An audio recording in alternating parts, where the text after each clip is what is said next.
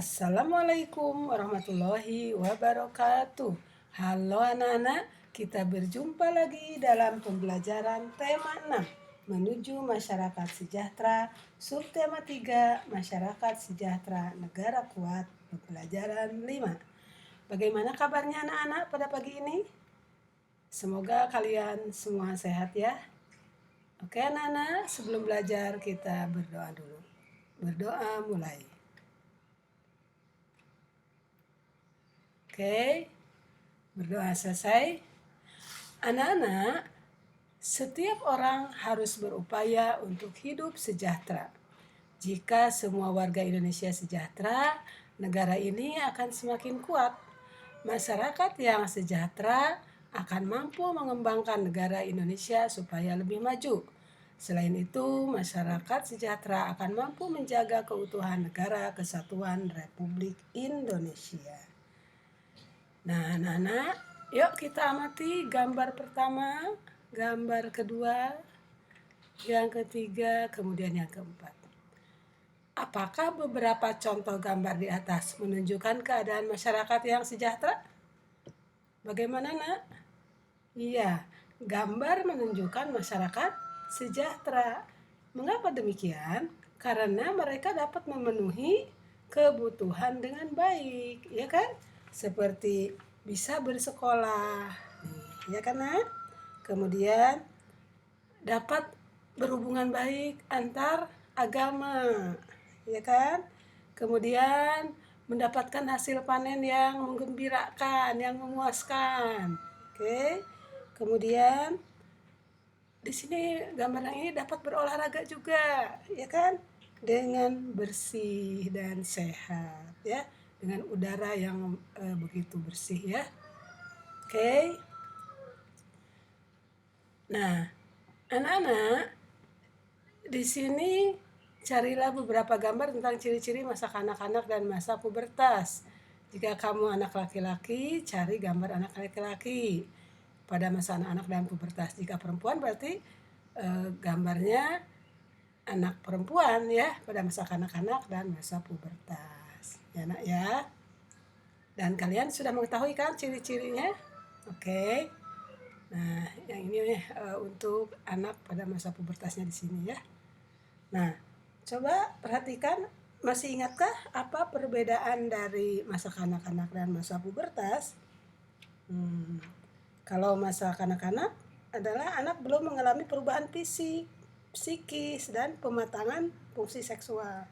Sedangkan di masa-masa pubertas, anak sudah mengalami perubahan fisik, psikis, dan pematangan fungsi seksual. Oke, nak? Masyarakat yang sejahtera berada dalam keadaan sehat. Kesehatan masyarakat dapat dipengaruhi oleh lingkungan. Oleh karena itu, untuk menciptakan masyarakat sehat diperlukan kerjasama. Siapa saja yang harus bekerja sama untuk menciptakan masyarakat sehat? Apa pentingnya kerjasama dalam menciptakan masyarakat sehat? Yuk, sekarang perhatikan. Di sini ada sebuah bacaan pentingnya kerjasama. Manusia adalah makhluk sosial. Kita tidak bisa hidup sendiri. Kita perlu berinteraksi dan bekerja sama dengan orang lain, baik di lingkungan keluarga, sekolah, maupun masyarakat. Kita sering mendengar bahwa dengan bekerja sama, pekerjaan menjadi lebih mudah dan tujuan lebih tercapai, ya, lebih cepat tercapainya. Kerjasama dapat dimulai di lingkungan rumah, karena rumah adalah tempat tinggal keluarga. Salah satu contoh kerjasama yang sangat sederhana di lingkungan keluarga adalah menjaga kebersihan rumah. Menjaga kebersihan rumah tidak dapat dilakukan oleh satu orang saja, namun perlu melibatkan seluruh anggota keluarga, misalnya dengan melaksanakan kerja bakti. Kerjasama juga diperlukan untuk menciptakan masyarakat sehat. Banyak cara yang dapat dilakukan, misalnya melakukan kerja bakti membersihkan lingkungan secara rutin, memilah dan mengolah sampah bersama-sama, menanam pohon di lingkungan rumah, serta mencegah penyebaran penyakit menular ya melalui 3M, menguras tempat penampungan air secara rutin, menutup tempat-tempat penampungan air, dan mengubur barang-barang yang tidak terpakai yang dapat menimbulkan genangan air. Tanpa kerjasama, masyarakat sehat tidak terwujud. Nah, teks di atas merupakan teks non-fiksi yang memiliki judul. Cobalah bandingkan informasi yang diharapkan setelah membaca judul teks dengan informasi yang didapatkan setelah membaca teks. Ya, bagaimana? Nah, perhatikan untuk setelah membaca judul teks, nah kalian jadi tahu ya manfaat kerjasama. Apa sih manfaat kerjasama dalam isinya? Yaitu dengan bekerjasama pekerjaan menjadi lebih mudah dan tujuan lebih cepat tercapai, ya kan? Kemudian contoh kerjasama. Contoh kerjasamanya apa? Itu menjaga kebersihan rumah ya. Dan kemudian tujuan kerjasama di lingkungan masyarakat apa nak? Yaitu menciptakan masyarakat sehat. Oke anak-anak, kita lanjut ke pembelajaran 6. Masyarakat sejahtera menjadikan negara kuat. Hal itu dapat terwujud jika masyarakat memiliki kesadaran akan tanggung jawabnya sebagai warga negara. Sore itu Udin baru saja selesai mandi dan berganti pakaian. Ia kemudian bergegas keluar dari kamar dan menemui ayahnya yang sedang duduk sambil melihat-lihat telepon genggam. Ternyata ayahnya Udin sedang membaca berita tentang kesadaran membaca pajak tepat waktu. Yuk kita baca ya. Kemenag Banjarnegara raih penghargaan dari KPP Pratama Purbalingga oleh Gentur Rahim Indriadi 7 Mei 2017. Pajak adalah pungutan wajib yang dibayar rakyat untuk negara dan akan digunakan untuk kepentingan pemerintah dan masyarakat umum. Sedangkan wajib pajak yakni orang pribadi atau badan yang menurut ketentuan peraturan perundang-undangan perpajakan ditentukan untuk melakukan kewajiban perpajakan. Di Indonesia, setiap orang wajib mendaftarkan diri dan mempunyai nomor pokok wajib pajak, itu NPWP ya nak, kecuali ditentukan dalam undang-undang. Instansi seperti Kementerian Agama melalui pimpinan mendorong pegawainya untuk membayar pajak tepat waktu. Kementerian Agama Kabupaten Banjarnegara mendapatkan penghargaan sebagai instansi teladan dalam pelaporan SPT tahunan pegawai dalam acara apresiasi dan penghargaan wajib pajak teladan yang diadakan oleh Kantor Pelayanan Pajak KPP Pratama Purbalingga. Penghargaan diberikan di Pandopo di Payuda di Geraha Rabu 4 Desember 2015. Bersamaan penghargaan beberapa kategori lainnya. Bupati Banjarnegara Setiojo Slamet Utomo menyampaikan pajak yang diterima oleh KPP harus memenuhi unsur utama, tepat waktu dan tepat jumlah. Setiap wajib pajak baik perorangan maupun instansi dapat menyampaikan laporan pajak melalui kantor pelayanan pajak atau melalui e-filing. Program e-filing merupakan sistem terbaru dari Direktorat Jenderal Pajak melalui internet dan email pribadi untuk laporan pembayaran pajak. E-filing membuat pembayaran lebih mudah dan cepat. Hasil cetak e-filing tetap disertakan bukti dan disetorkan ke kantor pelayanan pajak.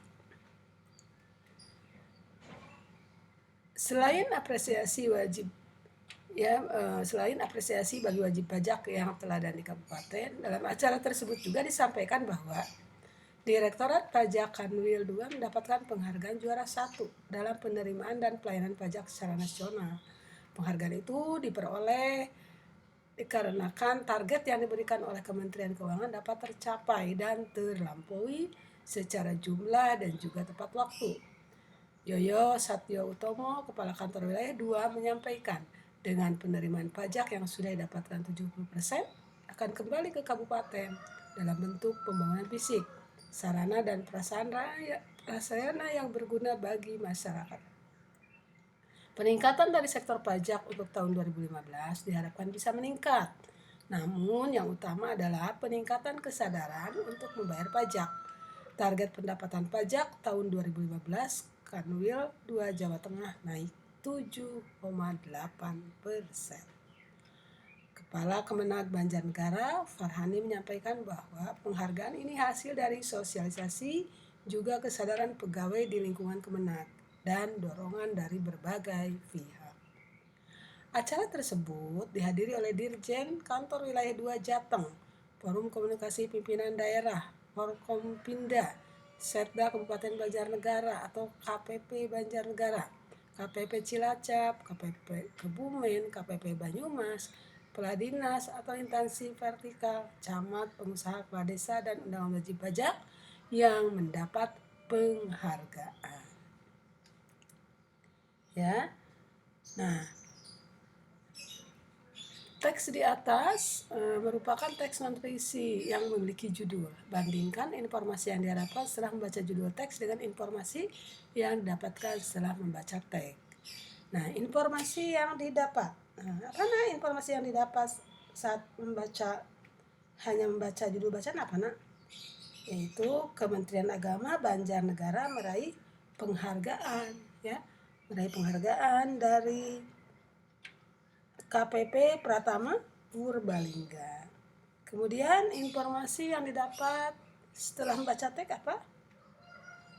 Nah, informasi yang didapat setelah membaca teks adalah Kementerian Agama Kabupaten Banjarnegara mendapatkan penghargaan sebagai instansi teladan dalam pelaporan SPT tahunan, ya kan? Nah, itu mendapatkan apresiasi seperti itu, ya. Kemudian kesimpulannya apa nak? Kesimpulan informasi dari judul dan isi teks sama atau tidak sama?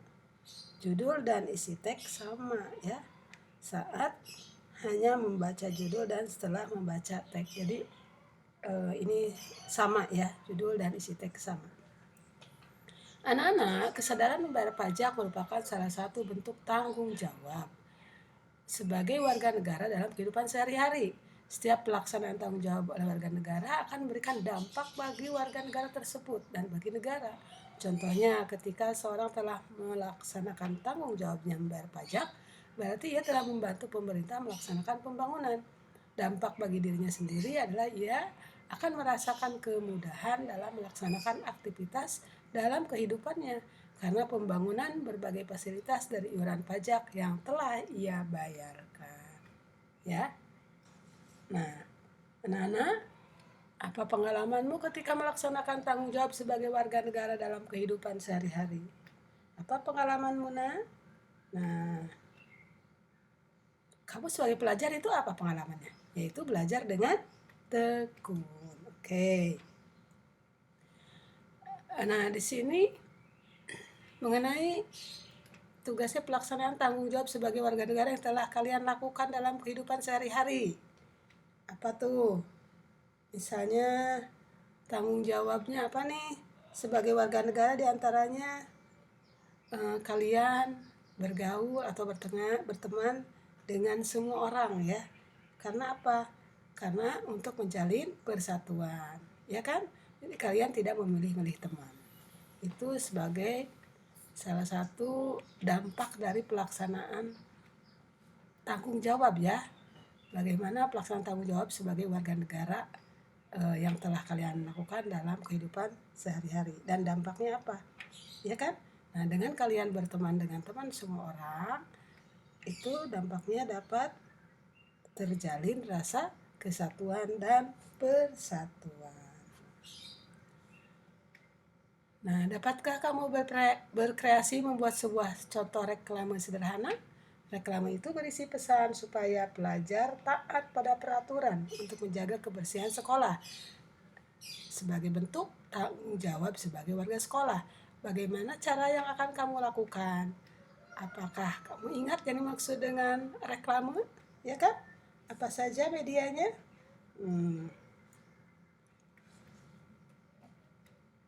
Bagaimana, nak? Jawablah pertanyaan dengan menuliskan dalam kotak berikut.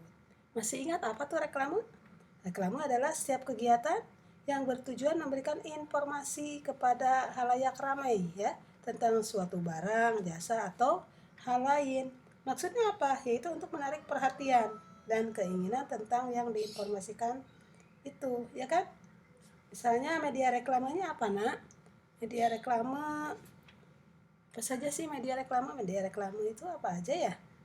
Reklame diantaranya adalah reklame audio, reklame visual dan reklame audio visual, ya kan? Kalau reklame media visual dilihat dari pemasangannya, ya kan? Nah, kemudian ada reklame dalam ruang dan ada reklame luar ruang. Reklame dalam ruang biasanya tempatkan di tempat yang strategis yang bisa dilihat orang secara jelas. Sedangkan reklame di luar biasanya tempatkan pada area yang sering dilalui orang. Misalnya pada sisi persimpangan jalan raya yang padat, ya kan? Nah, unsur reklame media visual apa nah? Itu berupa gambar dan tulisan, ya kan? Contohnya apa? Yaitu baliho, billboard, spanduk, poster, ya kan? Brosur, ya enggak? Oke, sekarang amati gambar berikut. Jagalah kebersihan lingkungan sekolah. Sekarang gambar di atas menunjukkan contoh poster termasuk reklame media visual yang ini ya. Unsur reklame media visual itu berupa gambar dan tulisan ini, ya kan? Ada gambarnya, ada tulisannya. Coba ciri-ciri poster bagaimana? Nah, poster berisi gambar dan tulisan, ya kan? Dengan tema tertentu. Kemudian tulisan pada poster hemat kata. Nah, hemat kata tapi padat makna, ya kan? Nah, kalimat dan gambar pada poster bersifat persuasif. Ini kan? Kemudian poster dibuat dengan perpaduan warna yang kuat dan kontras. Bagus kan? Oke. Nah, sekarang dapatkah kamu berkreasi membuat sebuah contoh reklame sederhana dengan isi berupa himbauan kepada pelajar? Amati langkah-langkah membuat poster berikut. Poster yang akan dibuat berisi pesan supaya taat pada peraturan untuk menjaga kebersihan sekolah. Siapkan alat dan bahan yang dibutuhkan. Ini ada bukunya, pensil warna, ya kan? Ada di sini ada apa nih? Cat air ya, ada koas, ada airnya, ada tempatnya nih, pensil penghapus dan alat gambar bukunya, ya kan? Nah, buat sketsa gambar yang akan disajikan seperti ini nak. Ini sketsa gambarnya. Oke, kemudian sempurnakan sketsa gambar dengan menebalkan garis, menguatkan spidol atau krayon. Nanti ini ditebalkan sayang, akan tampak seperti ini, cantik ya. Oke. Nah, yang keempatnya tuliskan isi pesan pada tempat yang telah disediakan dalam gambar. Nah, karena sudah diwarnai ini, udah cantik gambarnya, tulis isi pesan. Isi pesannya apa nih? Menjaga kebersihan lingkungan sekolah, menjadi tanggung jawab bersama lingkungan sekolah bersih, nyaman bagi warganya. Nah, yang kelima, warnai gambar poster sehingga tampak menarik. Nah, tadi kan baru ini aja nih. Sekarang lengkapi pewarnaannya semuanya ya, sehingga tampak menarik. Tampak sekali, bagus kan? Oke. Nah, yuk kita berkreasi. Buatlah poster sederhana berisi pesan untuk melaksanakan tanggung jawab. Pilih salah satu tema. 1. Pelaksanaan tanggung jawab dalam kehidupan sehari-hari di rumah. 2. Pelaksanaan tanggung jawab dalam kehidupan sehari-hari di sekolah. 3. Pelaksanaan tanggung jawab dalam kehidupan sehari-hari di lingkungan masyarakat. 4. Pelaksanaan tanggung jawab dalam kehidupan sehari-hari sebagai warga negara. Buat pada selembar kertas. Oke. Nah, kemudian tuliskan alat dan bahan yang akan kamu gunakan. Tuliskan juga gambar dan teks yang akan kamu tuang dalam poster. Ya. Begitu ya, Nak? Oke. Nah, demikian pembelajaran hari ini, anak-anak. Terima kasih atas segala perhatiannya. Tugasnya adalah untuk hari ini, silahkan kalian membuat poster. Tugasnya itu ya, membuat poster, pilih dari 4 ini, mana yang kalian akan pilih akan buat ya. Silahkan, tugas hari ini membuat poster sederhana. Terima kasih. Wassalamualaikum warahmatullahi wabarakatuh.